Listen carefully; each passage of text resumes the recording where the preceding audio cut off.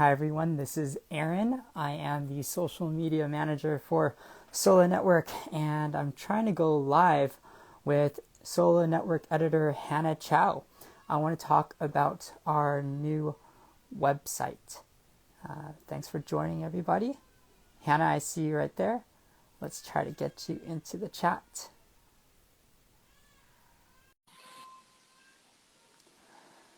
Hi everybody, thanks for joining. Okay, Hannah, I just sent you the invite. Go ahead and join. Hey Hannah. Hi everyone. Hannah, how are you doing?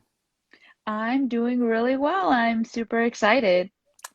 Thanks for making the time. We're recording this on a Friday afternoon, so we'll keep this short and sweet. But how do you feel about the new website? It is awesome. I'm so excited. We finally launched it.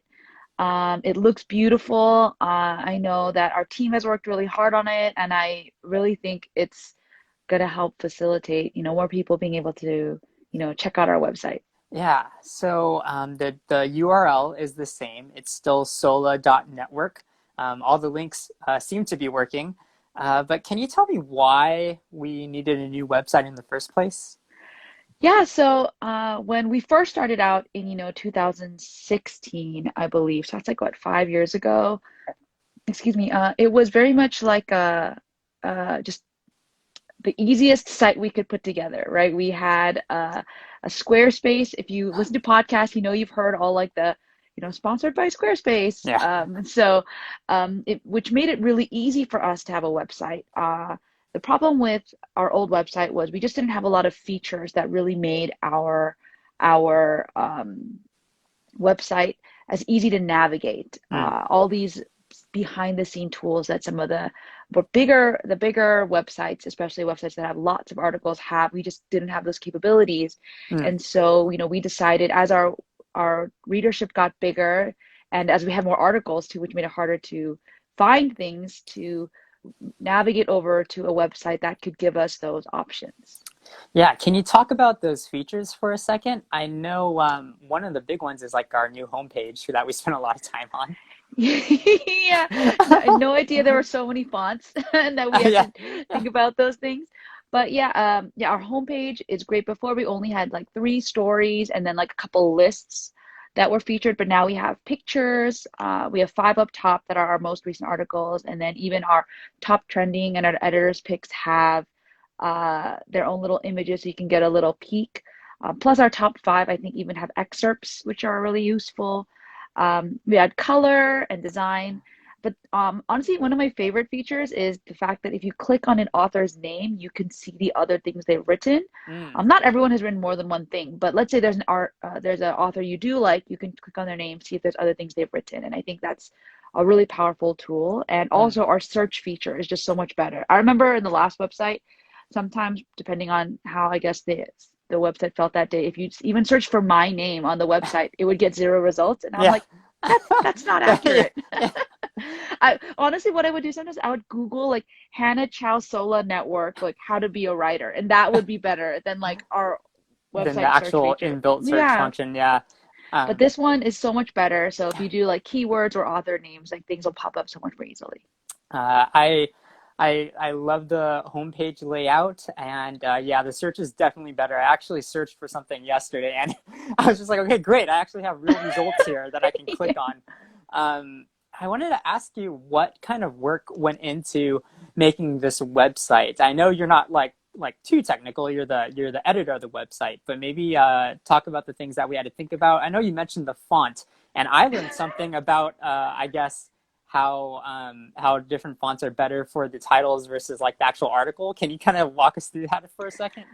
Yeah, I mean, thank goodness, I did not have to do much of the work. I mostly responded to emails Yeah. from our designer and Jen, who who took point on our project, who does our marketing, and with Isaac, who is the unsung hero of our website, Isaac O, who uploads articles every day. Uh, Really a true legend of his own right.